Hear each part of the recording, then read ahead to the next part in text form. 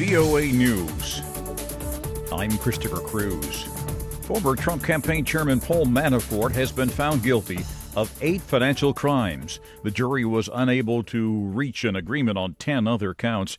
It returned the decision Tuesday after deliberating 4 days on the charges of tax evasion and bank fraud. Associated Press Washington correspondent Sagar Meghani reports the verdict marks the first trial win for the special counsel's team. Manafort was the first American charged in the special counsel's investigation to opt for a trial instead of cooperating.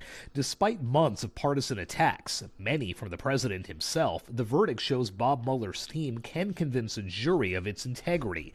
It also raises questions about whether the president will seek to pardon Manafort. Donald Trump's former lawyer has pleaded guilty in a scheme to pay hush money before the presidential election.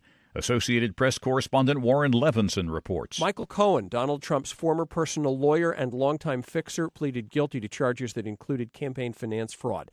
The accusation stemmed from Cohen's role in the payment of hush money shortly before the 2016 election to porn star Stormy Daniels and Playboy playmate Karen McDougal, both of whom reported sexual affairs with Trump. Cohen agreed not to contest any prison term between 45 and 63 months.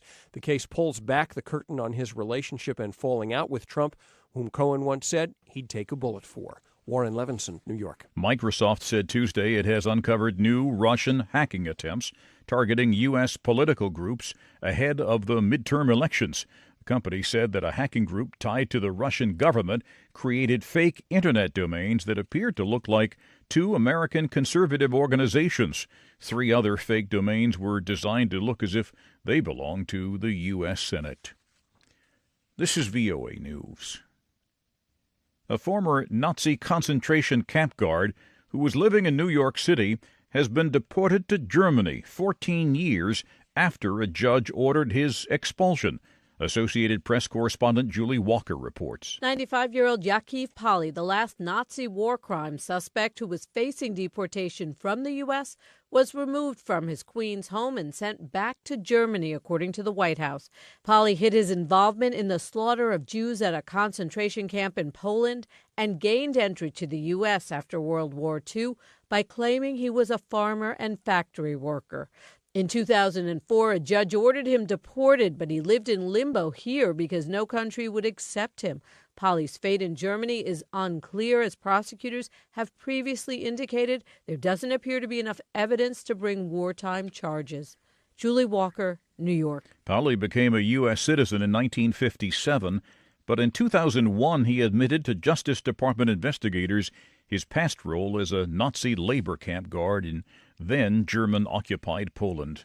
The Vatican has confirmed that Pope Francis will meet with victims of clerical sexual abuse during his visit this week to Ireland. In the 4 decades since a pope last traveled to Ireland, several reports of clerical sexual abuse have rocked the church. Correspondent Sabina Castelfranco reports for VOA from Rome. Pope Francis's principal reason to visit Ireland this weekend is to take part in the World Meeting of Families, which opened Tuesday in the country's diocese. The event, held every 3 years, brings together families from around the world. He is to address families attending the meeting on Saturday at Croke Park in Dublin. The Pope had been expected to meet survivors of clerical sexual abuse, but this had not been officially confirmed until today. Pope Francis has been coming under intense pressure to speak out with force about the issue of clerical sexual abuse in the church in Ireland. Sabina Castelfranco for VOA News, Rome. And this late word, a powerful earthquake has struck northeastern Venezuela, shaking buildings and sending residents fleeing into the streets.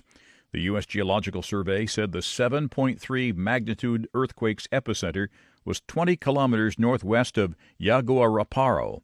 There were no initial reports of injuries or major damage in the capital. The quake was felt as far away as the Colombian capital of Bogota, where authorities briefly closed the airport to make sure the runway was not damaged. You can find more on these and other late-breaking and developing stories from around the world around the clock at voanews.com and on the VOA News mobile app. I'm Christopher Cruz, VOA News.